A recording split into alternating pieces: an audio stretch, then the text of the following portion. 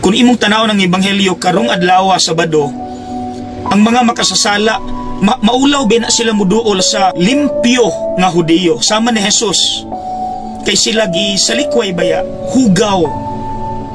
Pero ngano man nga sila mismo ang nanguna sa pagduol kang Jesus, so nabati nila nga dili sila hukman ni Jesus, dili sila i-condemn ni Jesus.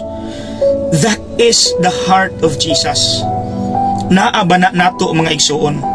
Or basin naa hinuon nato ang kasing-kasing nga sama sa mga Pariseyo? Kusog kaayo mo judge, kusog kaayo mo condemn. Ang problema pagyud, dili nila makita ilang sala, di pagyud sila muangkon nga nakasala. Mga igsuon, do we have the heart of Jesus nga mopasaylo og mosabot?